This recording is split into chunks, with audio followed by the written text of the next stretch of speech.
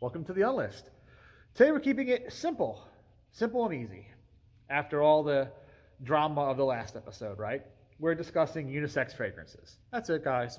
Unisex fragrances. The concept of unisex in perfumery.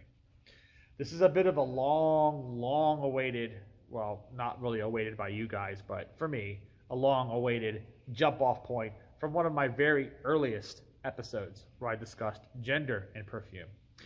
I'm not going to recant that entire episode because that was over 100 and some plus odd episodes ago, but in that episode I basically talked about how gender in perfumery is typically just marketing, and the marketing itself is determined by the societal norms of the market. So if the market has a strong gender binary, then fragrances are thus coded to be sold to either or. But in other markets where there isn't as much of a binary, the fragrance may not be given a gender at all and just released onto the market and let God sort it out, right? Let whoever buys the fragrance determine the gender of the fragrance. If it's more sold by men, then it's a men's fragrance. If it's more sold by women, then it's a women's fragrance. So that's generally how that goes. However, there has also been a bit of a knee-jerk reaction. Over the years, it comes and goes, vacillates, as they say.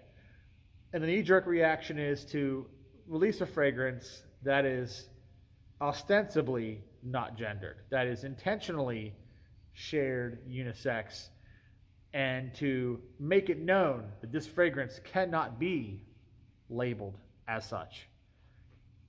This was never necessary, obviously, in the old days, in the days of antiquity, because the perfumes were not globally traded.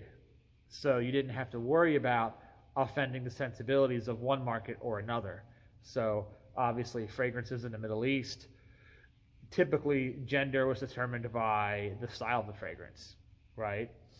Although the fragrances had no gender per se, anyone could wear anything, but it was generally understood that men wore much louder, more obsequious fragrances to announce themselves. It's actually there's a bit of religious reasoning behind that too, whereas women didn't wear fragrance at all in public because they didn't want to wear attention. You know, they had hijabs and stuff on.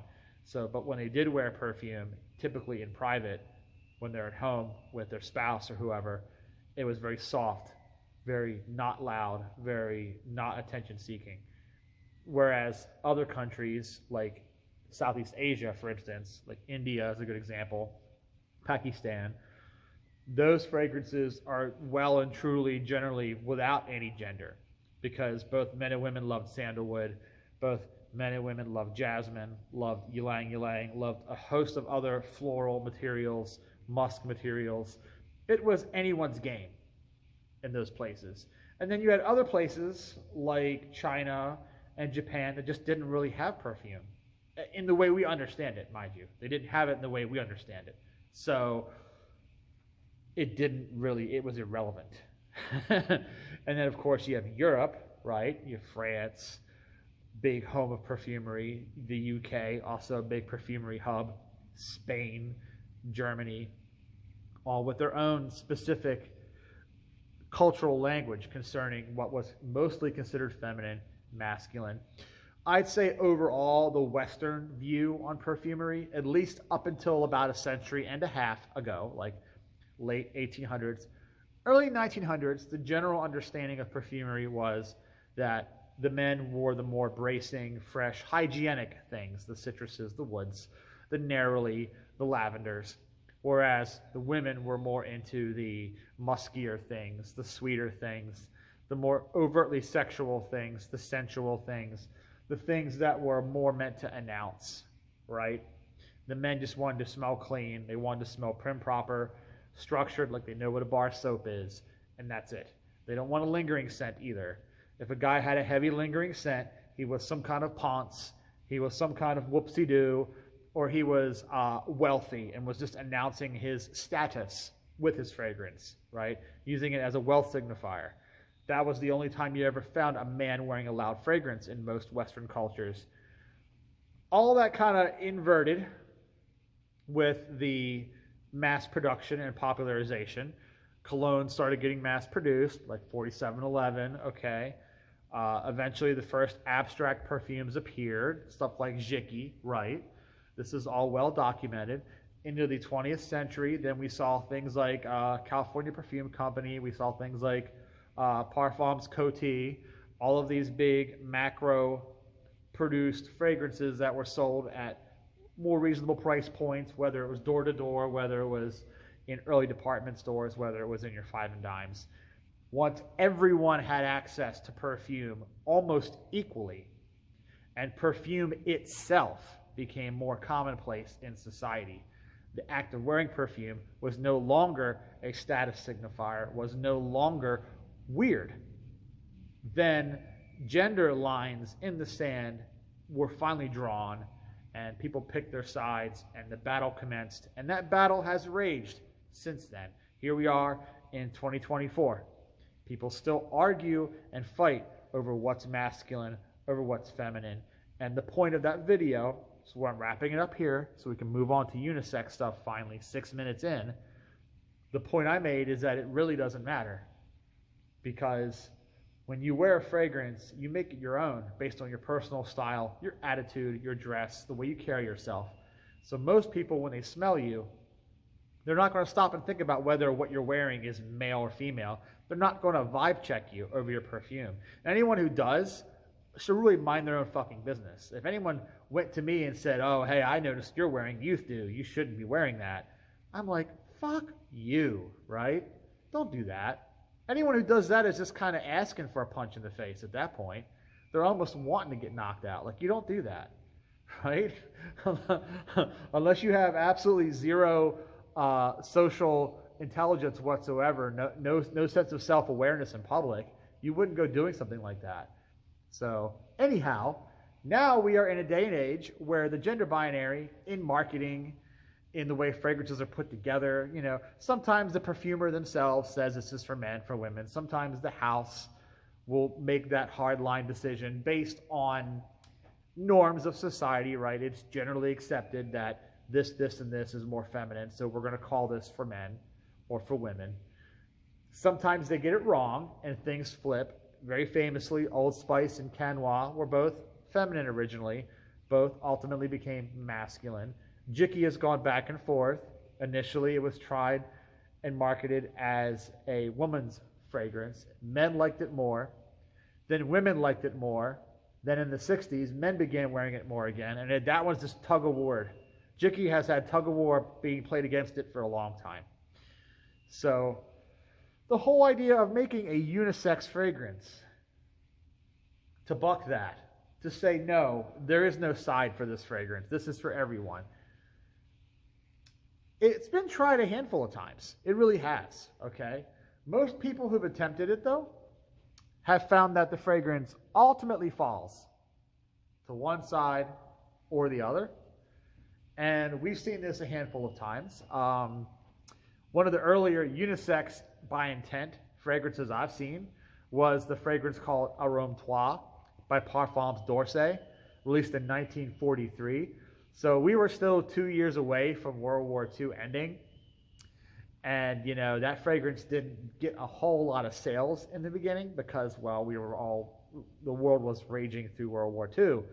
But the original marketing of that fragrance was to just kind of be like this idyllic, garden-esque, green. It was a fougere, so it is as fougere does, right? But it was really marketed more towards being a everyone fragrance. You had some market copy where you had a woman on a swing in a park. You had some market copy where you had a guy. You know, you had picnic baskets and things like that. That was the whole vibe of the fragrance. Ultimately, it ended up a man's fragrance because it's a fougere, and men like fougères, and ultimately, that's who picked it up and bought it, right? Now, the same exercise kind of happened again in the late 60s, early 70s with the musks and then the green fragrances, the big rush of green fragrances into the 70s. And some of you older guys, you boomers out there who were in your teens then or early 20s, you can back me up here. You were there, you saw it with your own two eyes. You're not looking back through documents like me. You lived it. It's your truth. You can tell me The early musk fragrances like Alyssa Ashley, perfectly unisex. Everyone shared them, everyone wore them. The early Jovan musk oils, same thing. They were very much shared fragrances. Even when they were released with a gender, they were shared. Eau Sauvage, released in the mid-60s, was originally marketed to men, but women liked it a lot too because of the jasmine, right? Women love jasmine. So men's fragrance with a heavy jasmine note, hedione note, very futuristic for its time, ended up being a shared fragrance, although ultimately, by the end, men would be the primary buyer of it later on, right? Into the 70s, we would see a rush of green fragrances. A lot of them were enjoyed by women and men. A lot of guys wore Chanel number 19, very sharp green, woodsy feeling with the vetiver, okay? Givenchy Trois, a lot of guys wore that too. Anything with a heavy patchouli note, if it was very, very focused on patchouli, guys would like it. Didn't matter who was marketed to, the guys would wear it. Same thing in reverse. A lot of the cologne fragrances that were released for men ended up being enjoyed more by women. Eau de Lancôme was an attempt at a green, fresh, unisex fragrance. More women ended up grabbing that one. Eau de Patou, same thing. Eau de Patou, sort of unisex, sort of shared. More women ended up wearing it than guys. Balenciaga, Ho Hong, another Fagere, sort of Chypre in-between sort of fragrance. Had a bit of iris in it, had a lot of lavender, herbs, oak moss. Very dry, very fresh. Marketed as a shared fragrance. More men ended up wearing it. Some of the more ostentatious, overtly marketed shared fragrances, like the infamous Eau Libre by Yves Saint Laurent, 1974. Eau Libre, right? Very obviously shared marketed fragrance, sank without a trace. Complete sales disaster because of the fact that all the ads had couples holding hands. The fact that it was his, hers, ours, everyone's. And people just weren't ready for that yet. By the mid-70s, we were moving past the whole hippie, free love, summer of love thing anyway, all right? We were getting near with the oil embargo was underway. The Vietnam War was starting to be in the rearview mirror. Okay, so people were hunkering down, getting back to work. Disco was right around the corner. So the window of opportunity for a shared fragrance by 74 was gone. People were doubling down on masculinity with the chest hair and the crazy cool medallions and the angel flight pants. And then women were doubling down on the big feathered hairdos and stuff and all that sort of thing. So the oceans were once again separating, and that dividing line was being re-established by the mid to late 70s. And then all the powerhouses came, right? All the powerhouses came. All the white linen style fragrances also came. Big aldehydes, all that stuff. So that whole zeitgeist for a shared fragrance, whether it was a musk-based fragrance or an attempt at a green fragrance, the zeitgeist was here and gone. And most of those are now just anecdotes. Some of them still survive. You can still get Eau de Lancôme. You can still get stuff like Eau de Campagne by Sicily. A lot of the rest of them are gone. Balenciaga, Ho Hong is gone. Eau de Patou is gone. So a lot of those are gone. Now, fast forward again. We reach the 90s. The big one, guys. This is the one that really, really kind of put unisex back in the conversation, because people kind of didn't think about unisex anymore, right? It was just his and hers. Some fragrance lines, especially like Calvin Klein, would make one fragrance with a his and hers version. You wouldn't think that's a novel concept, right? You wouldn't think that was a novel idea, but it was. It was novel, because typically his was a different name, hers was a different name. They weren't marketed as the same line. You know, famous example I always make is the Lauder stuff, where you've got Clinique is the women's version and Aramis is the men's version. So you have Clinique, Air Max Elixir, and then Aramis 900, right? They're really his and hers of the same fragrance, but they're in different lines, different brands. Well, Calvin Klein was like Obsession, him and her. Eternity, him and her. Escape, him and her. So they went one step further. And I've mentioned this in my video with Calvin Klein. I mentioned this. They did the obvious step of why make a fragrance line with a his entry and a her entry so they can share, but they're two different formulas. Let's just drop that pretense and just have one bottle that does it for both. The way we go about this is removing the for him and removing the for her and just have it neither nor. So that was novel. People don't realize how novel it was to not make a shared fragrance based on the pretense of finding a compromise. See, that's where all the ones from the 70s failed, guys. Pay attention here. All the unisex attempts of the 70s, they failed because they tried to split the difference between his and hers. They tried to split the difference between what's masculine and what's feminine and find the middle ground. But you can't.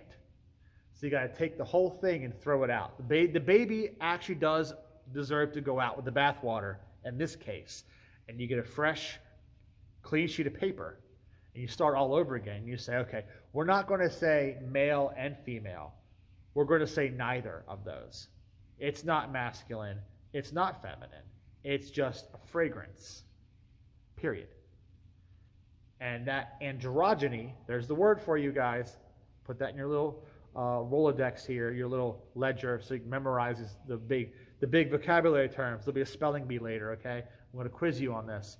The androgyny concept in perfumery was what Calvin Klein doubled down on with the release of CK1 in 1994. All right, so that androgyny was very controversial back then. And you had the ads, you had the skinny, underfed people in the wife beaters and the baggy jeans, the A-shirts, you know, with the chain wallets and the buzz cuts. The men had buzz cuts. Women had buzz cuts with a very short comb over. Everyone looked very butch, whether they were male or female. Didn't matter whether there was boobs or pee-pee. They were all just awash in a sea of plain white clothes, looked like very utilitarian. And the androgyny that surrounded all of that, the thin, emaciated bodies and the big, baggy oceans of clothing, right? Skinny body, oceans of clothing.